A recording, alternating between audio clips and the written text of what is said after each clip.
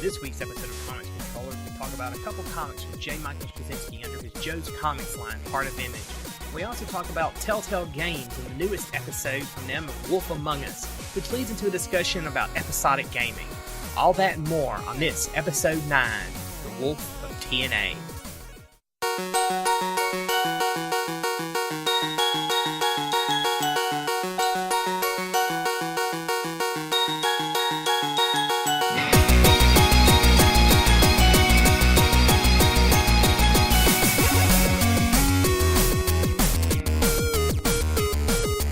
Welcome back to another episode of Comics and Controllers. As always, I am Kyle, joined by my co-host Steven. How's it going? It's going pretty good, Steven. So why don't you kick us off today and tell everybody what we're going to talk about on the comic side of things? Well, the man who was once described as the hardest working man in television is now trying to be the hardest working man in comics. That's, Pat Sajak? Okay. No, that's a good answer, but J. Michael Straczynski. Okay. Yeah. He used to do a lot for television. He actually did one of my favorite television series, Babylon 5. Mm-hmm. But he did a ton. I believe he actually also did He-Man and She-Ra at one point. Yeah. His television bio is pretty in-depth. He's done He-Man, She-Ra, Real Ghostbusters. He worked on Jake and the Fat Man, Murder, She Wrote, Walker, Texas Ranger, Babylon 5, and several other smaller-known series and cartoons. Right. And he has been a big name in comics for a little while. He had an amazing run on, sorry, not to be punny here, he had an amazing run on Amazing Spider-Man. Yeah. But he did stuff like Rising Stars, Midnight Nation, some really good comics. Mm-hmm. But recently he's kind of started his own little company called Joe's Comics, and they have their own series of books coming out. And that's part of Image, though, isn't it? I believe it is. I think it's either they have a partnership with Image or they're an actual part of Image. I'm not sure of the details to their arrangement, but this company, this Joe's Comics, has several very interesting books coming out. There's one called 10 Grand, which I have not been able to pick up yet, but I've heard is really good. Yeah, I think that was by Ben Temple-Smith. Right. Protectors Inc. And then the new one that's coming out soon that I'm very interested in is called Dream Police. And I think Straczynski, even if he's not the main writer on all of these comics, he has a hand in each of them. Dream Police, now that's funny because years ago, Marvel tried to do this creator license thing called Icon. Right, I remember that. And Straczynski wrote in one issue of Dream Police for that. Oh, really? He did. Huh. I remember reading it. It wasn't bad. Yeah. But I didn't know he was trying to redo it. That's pretty cool. I know the biggest thing that came out of Icon was Criminal, I believe. Yeah. Right. Yeah. So, the one I wanted to kind of talk about, though, which is the one that I just got caught up on, is he has a comic called Sidekick. Yeah. And Sidekick is a miniseries that, as far as I can tell, there's not been a set number of, how long it'll be, but they do classify it as a mini-series. And it basically takes place in a world of superheroes, as you might, infer from the title, with the main superhero being known as the Red Cow, who is basically a kind of a mix of Superman, esque kind of hero. Yeah, Batman, too, because they talk about him being a great detective. Right, yeah, they talk about his detective skills, and he has... I believe at one point he actually says he has multiple fortunes, not just one. Yeah. But he has a sidekick who is really the main character that the comic mostly follows, called Barry Chase, who is known as the Flyboy. And his big thing is that he has he can fly naturally, and he has impenetrable skin. So he kind of has the Luke Cage skin going on there. So the story really picks up with... the Red Cow being assassinated and kind of goes from there. Yeah. And now what we have is watching the life of Barry Chase slowly fall apart, watching him become, without the Red Cow's guidance, he becomes this complete failure. Well, actually, I would say that's partially in fault to the Red Cow, because he even mentions that at one point. Yes. Because he talks about how he was not basically groomed to take over. He wasn't taught how to be a detective. That's what the Red Cowl did. He wasn't taught how to do a lot of this stuff. He didn't have any kind of skills outside of superheroing because the Red Cowl had adopted him when he was really young. So he was kind of, and he was hoping for the Red Cow's fortune when he died, but he didn't have any money, supposedly. Supposedly, yeah. Now, the truth is, and the twist of this comic is that, and you find this out at the end of the first issue, so slight spoiler. Yeah. I think we've agreed from this point on. It's hard to talk about some of these without spoiling stuff. But the Red Cowl faked his assassination. We know as of the last issue that it wasn't even him who got shot. It was somebody else. Mm-hmm. And, he's actually on some island, with all his money, living it up. And things are about, we're 5 issues in, and things have really just recently reached the turning point where now a lot's been going on, but now Barry finally knows kind of the truth of what's going on, and it's driving him a little bit crazy. Oh, yeah. That, to me, the buildup of this series is that he's going to wind up a villain. I can totally see that. He's going to wind up going and killing the Red Cowl, and he's going to become a villain in the end. I could totally see that. They point out early on in the series, I believe it's the first or second issue, because Flyboy catches this woman, prostituting herself. And so instead of turning her in, he, of course, decides to get oral favors from her instead. Yeah. And so you get the idea that he's not a super great guy anyway. And his whole backstory is basically that one of Red Cow's villains, and, now with everything going on, I wonder if Red Cowl set this up himself, but one of Red Cow's villains, called the Mad Surgeon, killed his parents. And so in return, Barry killed him. Flipped out and killed him. Barry flipped out and killed him. And I think that's the first evidence you get that Barry can easily flip out. Yeah. And, there's other things, too. He wants to be a hero again for this town, but they don't. He's a joke to them. As far as they're concerned, he's just a sidekick, and all he's good for is getting taken hostage. And he tries to go to St. Louis and become their hero, but he takes on a different persona. But he screws up by accident, and he shows up to the situation where they're going to give him his money for being their hero, dressed in his Flyboy outfit, and it all goes downhill from there. And he at one point gets in a fight with a bunch of fans of the Red Cowl at a memorial service they hold every year for him. That's because he was going a little nutty. Yeah, and it's really like a build up to him becoming this crazy villain. I mean, if he doesn't, I will be very surprised. Yeah. I give him credit on the St. Louis idea. That was very ambitious, and we do know, and this is what kind of complicates the story, he shows up to that thing in the wrong outfit because of Julia Moonglow. Yeah, she was a villain of the Red Cowl. She was a villain of the Red Cowl, but the Red Cowl was not a nice guy himself. Yeah. And I won't go into all the spoilery goodness of exactly what he did to turn his own villain against him, so to speak. We can just say that at one point there were 2 Moonglow sisters, but now there's only one. Now there's only one.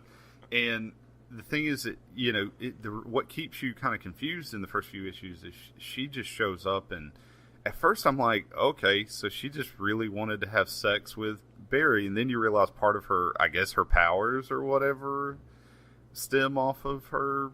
I don't know. I'm still a little confused on that part. Yeah, I'm not sure what's up with her. I know that she's the one who basically tells Barry, hey, the Red Cow's still a live guy, and I was just testing you to make sure that you weren't in on this whole thing, and this is why I don't like him.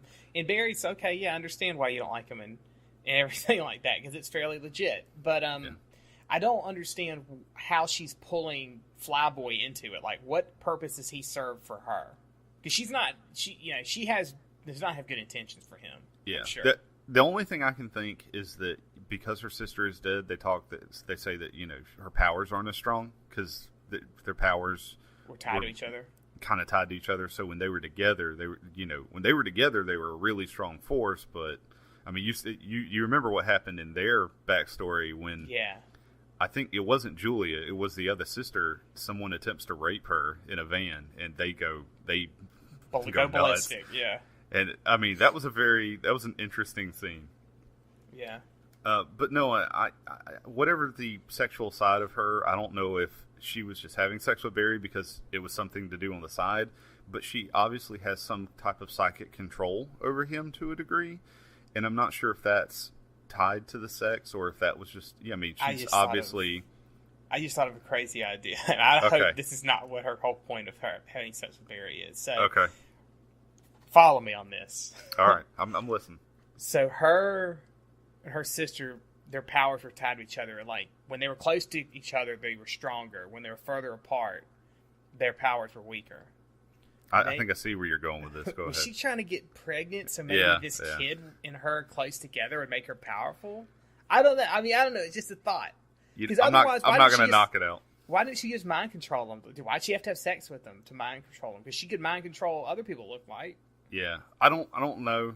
I'm hoping they kind of reveal that. Like, I just wrote a review on this comic, and one of the things I said is that even though this was the big reveal issue, this comic was mostly exposition to explain everything that had been going on. It was the big, Scooby-Doo moment of this is why everybody did this. Yeah, but I wouldn't even be surprised if the 6th issue's the last one. I don't know. I wish I knew how many it was going to be, but the truth is that there's still some questions with her. Like, she's still the most mysterious. I mean, you don't even know her name for the first 4 issues or 3 issues. That's true. I mean, and the Red Cow, like, we don't even know what his deal is too. Right. Well, we know he came back to tie up some loose ends. That's true. But other than that, overall, I really like this comic. It has I'm a big fan of Garth Ennis, and this has a near Ennis kind of feel to it with its vulgarity and the violence. But it stops just before the Ennis level. Like, it's not as bad as some people thought the Boys was too much. This stops right before that, so it's still kind of a little bit neater violence. But there are things that happen in it.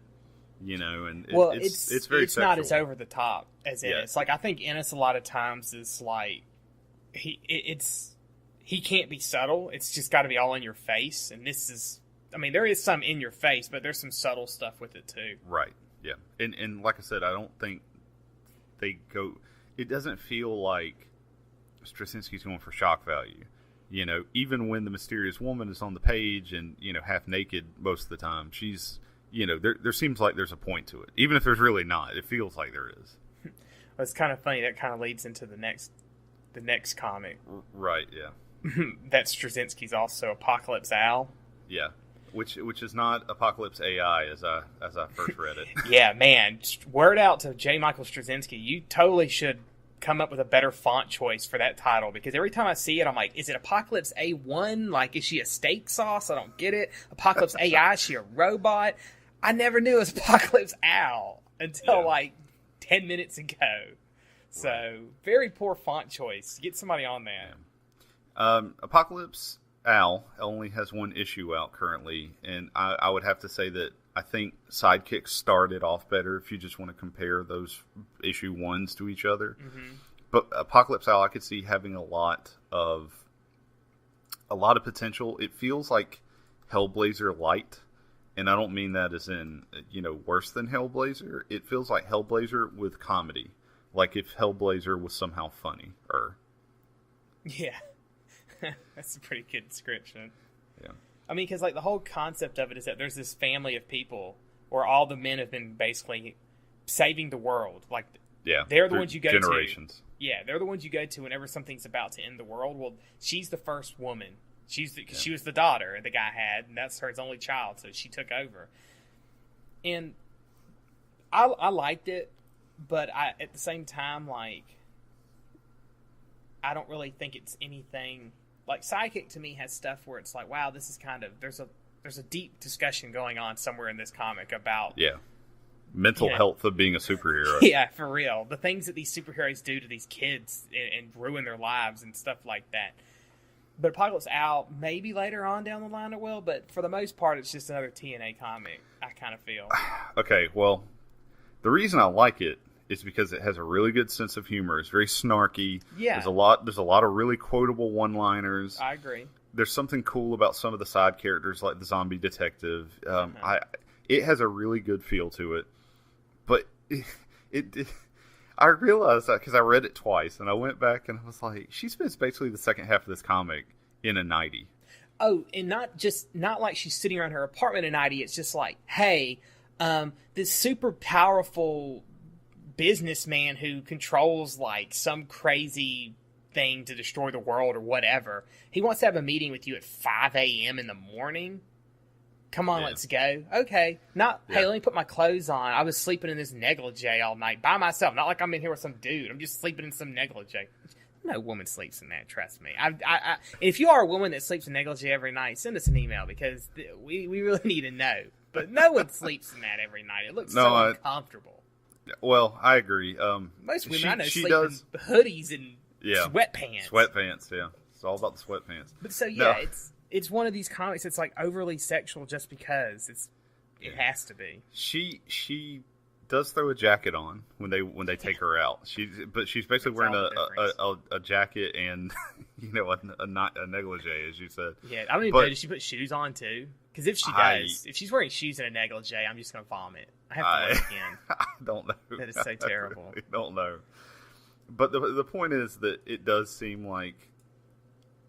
Here's the thing. I'm pretty sure that Straczynski and the other creators probably didn't think that was too much. They're probably thinking, "Oh, well, we could have made that much worse." And I agree, they could have. But it just doesn't. I mean, we've all seen covers of Vampirella. They could have made it way worse. But I'm just like, it doesn't even really make sense. Like, I would be much. I'm not one to, of course, oppose any little TNA. I think it helps sell comics every now and then, but. Every now and then, sir, Top Cow made a business out of it. That's how Top Cow got to where they were was TNA. I know. Don't tell Matt Hawkins that. I'm not saying that's where they are at. I'm not saying that's what they're doing now. I truthfully wouldn't know. I don't read any Top Cow, but that's how they got to where they are is TNA, and everybody knows it. I mean, they know it. Oh they banked on it.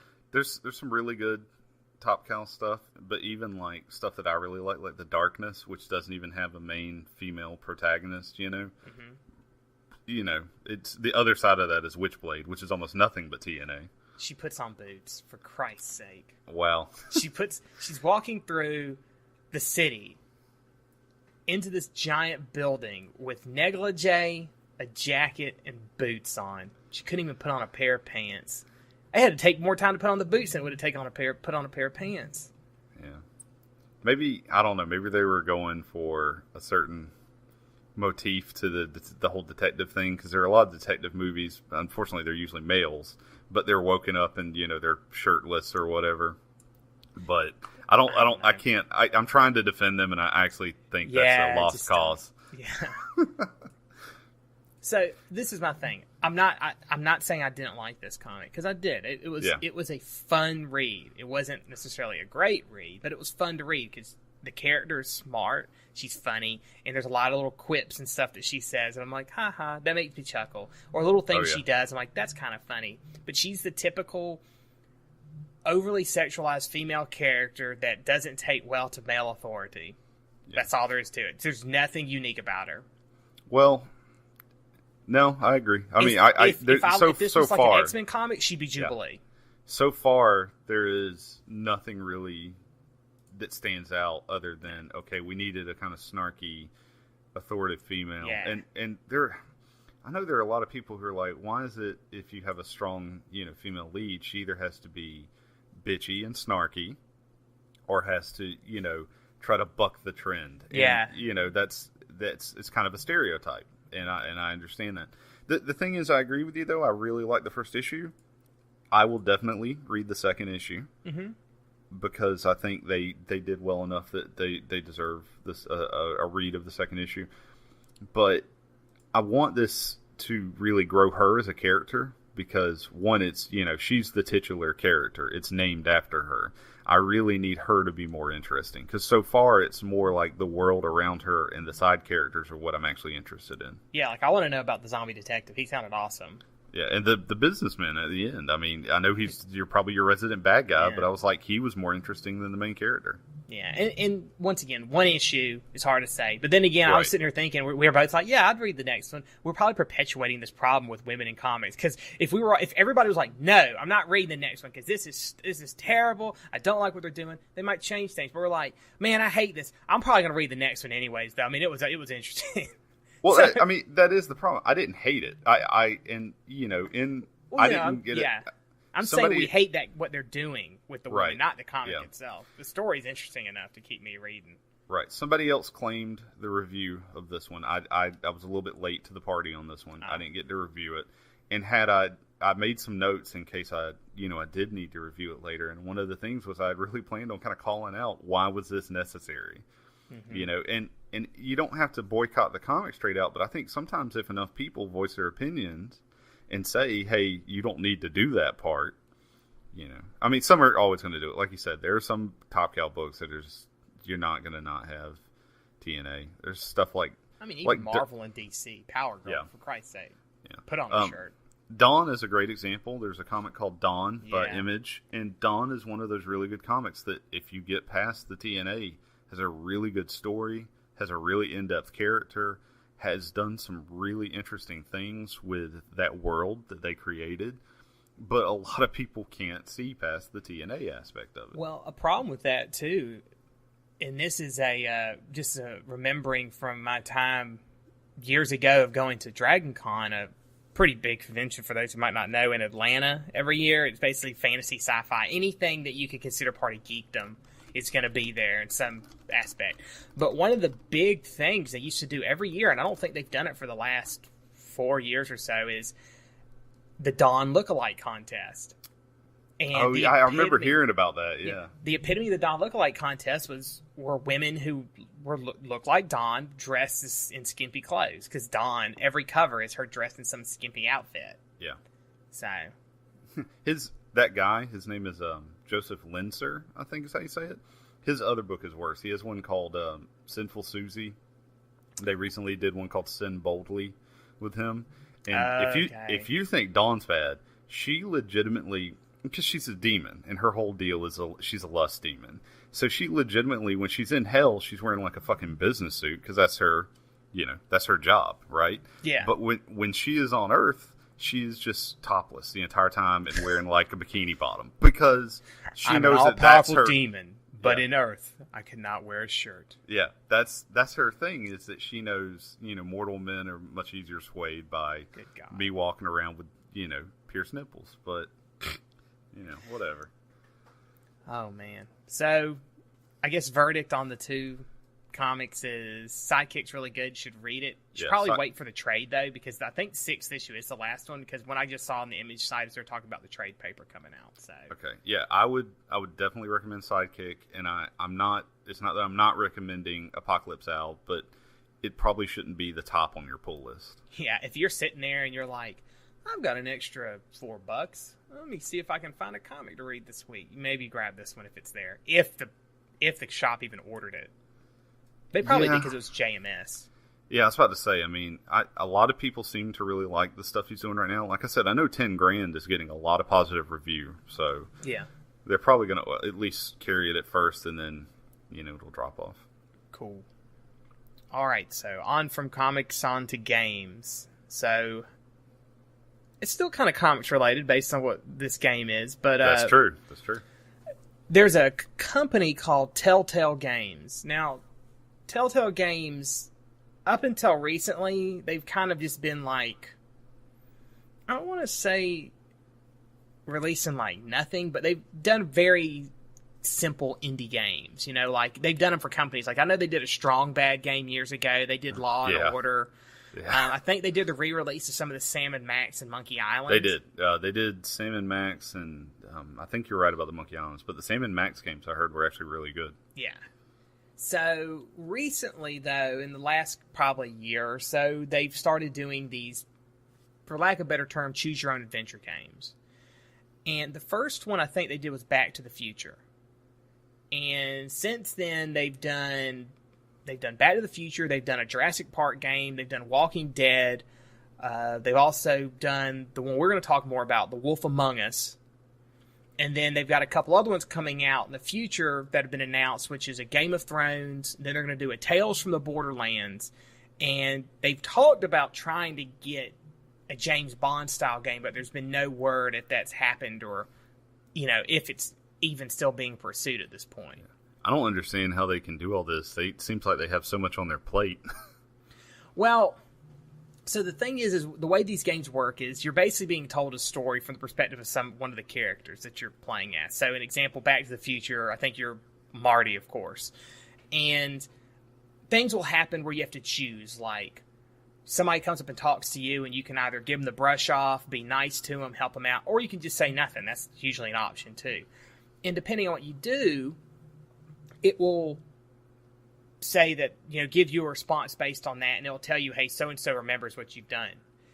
And at the end of the game, it records that, and then it reports how you played the game based on how everybody else played the game. So you could say, like, hey, 70% of people gave this guy the brush off, and you were in that 70%, or 20% of the people decided to let this guy die, and you were not. You let him live, or whatever. And they're pretty fun games. Like, I know that the Back to the Future one didn't get a lot of, good reviews, but the Walking Dead one's the one that's kind of made them well known for this. Oh, that's what's made that company come onto the radar.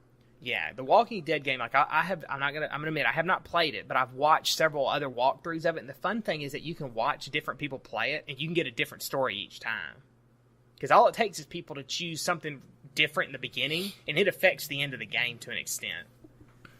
To an extent, there's something that's going to happen regardless. Like one thing in The Walking Dead, and this, again, a little bit spoilery, but I'll keep the names out of it. There are two people that you have to decide between, and I was like, I'm going to play through it again because I want to know what would happen had I sided with this other person. And I looked it up, and it turns out that either way, both of them die. Like, there's nothing you can do. It's just, some stuff really does change the end of the game. I mean, that it's, there are choices that are very important. And I think in Wolf Among Us, there's actually more important choices from what I've seen so far. But not everything, some stuff still has to happen for the narrative to proceed. So it's not as free reign as I think a lot of people want it to be. I agree. I mean, it's I want to say no Mass Effect, but even Mass Effect in the end was very scripted. The third one, at least. But the thing about them is that if you're a casual type gamer and you want more of a story, these are the games for you, because you don't have to be super button masher, and you don't have to have a ton of skill. You don't even have to really have a super powerful computer or a lot of time to play these, because I think I played the first episode of The Wolf Among Us. It only took me about 2.5 hours. Yeah, I was going to say, that's pretty good time. That's about the same time for me. Yeah, and the thing is with these games is they come out as episodes. So you get episode 1 for Wolf Among Us, and you play through it, and you get a story, and then you wait till episode 2 comes out, and you play another 2.5 hours and progress the story. And each time you pull in your save from the previous game so it can track what you're doing each time throughout the series. Yeah. Episode 2 just came out, actually, for this, and usually the last episode is a little bit longer. It's usually about 3 to maybe a little bit over 3 hours. And I don't think I actually mentioned it yet. I can't believe I haven't. But Wolf Among Us is actually based on the comic Fables that Bill Willingham created. Right.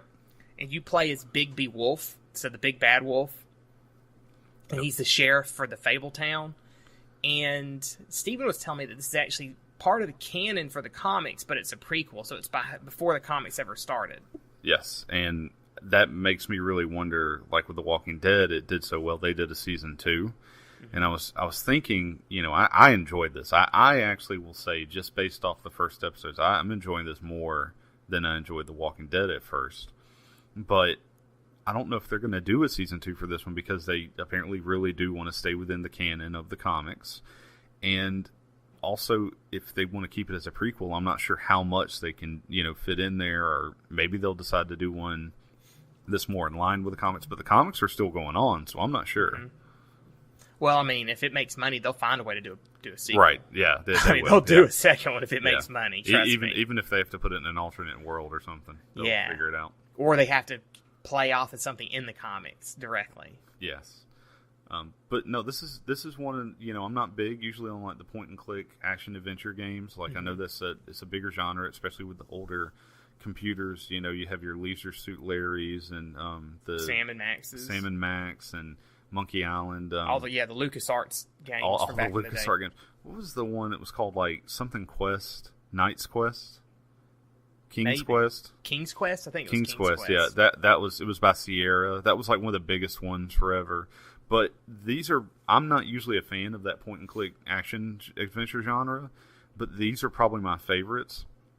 And what it is you have your mouse or controller. You can use either one. I play on the PC, so it's more like an investigate, kind of look around, interact with the environments. But then, like, when there's a fight scene, it'll be buttons or quick commands or something to try to get you to dodge and hit and everything. And they do a really good job of making it flow. Like, the pacing and the flow, it doesn't feel like it's, I'm waiting to get attacked. It's a very good system that also isn't too overwhelming. It's not like, your casual gamer is going to freak out and not know what to do. It's pretty clear what to do. Yeah. And it seems there are moments of it where it's like, I'm just kind of making sure I hit everything in the room. It doesn't really determine, the order I go through stuff in this room for evidence doesn't change anything. But the big changes that I think, especially Wolf Among Us, would be like, you have the choice to go to two places. And if you go to this place first, you talk to this guy, but then you go to the other place second, the guy's dead. So if I went to the other place second, would he be alive and then the other guy dead, or would I get to talk to both of them? Right. I don't know, based on the way I chose. And at the end, I saw that most people chose the thing I chose. So I'm like, well, how many people actually saw the other one initially? Doesn't probably look like a lot. Yeah. Or it's like two people are running in different directions. I need to catch one of them. Which one do you choose? Well, I chose this guy because I don't think he's up to anything good. The other guy, I think he's just in the wrong place at the wrong time. So I let him go. Well, turns out most people let that guy go, so maybe I should have chosen him just to see. I think when I play the second episode, I'm going to choose things that I don't think other people would choose, just because I want to see what happens in this situation. And I will probably just play, I think, once I beat episode 2, I think I'll play through the first 2 episodes again, just choosing different things. Yeah. I mean, I'd pondered actually live streaming with these while I played them, so I could get people to say, hey, which ones have you already chose, so I can choose the others so we can see it, and then I can just see yours later or whatever. Right. But I just didn't think about it when I started playing it, and it's only 2.5 hours, so I was done. I was like, oh well. Yeah, that's one thing is I waited and played The Walking Dead when all 5 episodes had come out. Yeah. So for me, it was kind of a different experience because I did it all back to back. But this one, I'm very into this game right now, and this is one I will probably play as each episode drops. I like it. I mean, it makes me want to go back, because this is the first Telltale game I've actually played. It makes me want to go back and play some of the other ones. Like, I'm a huge Back to the Future fan, so I know a lot of people didn't like it, but I was like, I'm willing to give it a go. I am kicking myself because it was on sale on Steam, either this past sale or the one before, and I almost bought it, but I should have. Hold on, it'll be on sale again. All it's going to take is the next Steam sale there'll probably be a Telltale game sale, and you'll get all of them for like dirt cheap, other than like the newest 2, which would be the new probably episode of Wolf Among Us and the new episode of Walking Dead. Yeah, just to show how much I'm into this game, I already have the season pass for this one. I've already paid for all of my Wolf Among Us. This leads into another conversation too, kind of about these episodic games that are with season passes and things, because I know a lot of these new games, I think Assassin's Creed did this, you could buy a season pass for all the DLC through GameStop or somebody. And my question on that is like, how much DLC are you going to do though? I don't want to pay for the season pass and you're like, here's your DLC, it's a horse. A horse? I paid $20 for a horse? Are you out of your mind? Yeah. Season passes have been around for a while, and the thing is that so far, most of them have been pretty good. Like, I paid for the Mortal Kombat 9 season pass, and that was really good because we got a total of, I think, 5 extra characters for, essentially $20. So, I thought that was decent. But you're right, because there are a couple of games. One that comes to mind is there was a season pass for, I want to say, Saints Row the Third, and they were supposed to have one more DLC. Well, THQ was having all their money trouble, so they couldn't do it. So they ended up giving away a bunch of other stuff for free, so it kind of made up for it. But, you're basically, if you're getting the season pass before you know what's coming out, because, like with Assassin's Creed, you don't know what all DLCs are coming out. And not every DLC... You don't even know how the game is. That game could have been garbage. not every, like Borderlands is a great example. Borderlands 2 put out tons of DLC, but not everything was covered under the season pass. And see, that's a slap in the face. Now, that was a game that came through with that, though, because they've come out with so much DLC that has been covered by the season pass, and you got, I think, 2 free characters with that. But classes. here's my question. How do they decide what's in the season pass and what's not? Do they already know beforehand, like, well, these are all the DLC we're doing. We're not putting these in there, but we're putting these on the season pass? Or do you just kind of find out when it comes out? Yeah, I don't think it matters if they know. We don't know as consumers. But no, I'm saying, but do they put that out in advance saying, hey, if you buy the season pass, we're going to do 8 DLC, but we're only going to give you 6 as the part of this season pass. The other 2 are going to have to be bought separately. Usually the consumer does not know. What the thing Hell that no, I've I'm not seen, buying that, then. That's a rip-off. The thing that I've seen is that, like, okay, with Saints Row again, they said we're going to be releasing 3 story DLCs and then 3 other DLCs. Well, you have no clue what other means. Yeah, that's... And you also don't know how long, like, although I loved the Saints Row DLCs, they were kind of short. So, one of them was only 3 missions. Now, they were 3 very long missions, but it was only 3 missions. It's nickel and dime in the consumer is what it comes down to. That goes back to this game that was announced or came out on Android and iOS this week called Dungeon Keeper from EA. Oh, God. And everybody's like, this shouldn't even be called a game. It's just pay money. Just pay us money to get stuff, and that's all it is. It's a joke. And then EA was basically making it where, like, only good reviews were showing up for it, so people weren't realizing how bad it was. But thank God for places like Reddit and the internet where they could just hammer that game and tell everybody not to buy it. A lot of YouTubers really hammered that game. Like they should. Angry Joe and I think it was Boogie2988. Yeah, was talking they about, sound like the 2 guys that would hammer something because they both flip out. Well, he and I never played the original Dungeon Keeper, but he talked about it, and I had heard about it being a really good series. It's amazing. Yeah, I've heard it's a really good series, and apparently they are, a lot of people give EA credit for buying up these old IPs and trying to, breathe new life into them. But unfortunately, when it's something like this, you're almost like, nope, should have stayed dead. I challenge you. I challenge you to find one IP that EA has bought and breathed life back into that kept going. You can't. They bring them back to destroy them. It's like we buy them so the other company can't make them, and then we make a game of it that's so garbage you'll never buy another one. Sim City, Command and Conquer, Dungeon Keeper. It's what EA does. They're such a terrible company. They're like the worst people in the world. There's a reason they get voted as worst company every year. I still can't believe that they get voted worst company over like half the banks, but I agree. Yeah, it's true. Well, it's because gamers don't understand the banking system, but they understand gaming. So they all like, and the people who do understand the banking aren't on the internet enough to go to that website to vote. So that's probably why. Well, here's the thing. I think a lot of these, I think they could do better, and EA has been trying to do some stuff to make themselves better. Like they got rid of a lot of their online passes, which is really good. That was a good thing to do.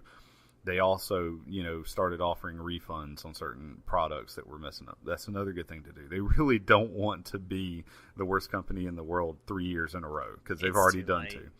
But the problem with EA is that, they got rid of their online pass stuff because Origin is garbage and no one uses it. People will purposefully not buy games so they don't have to use Origin because Origin is like malware on your computer.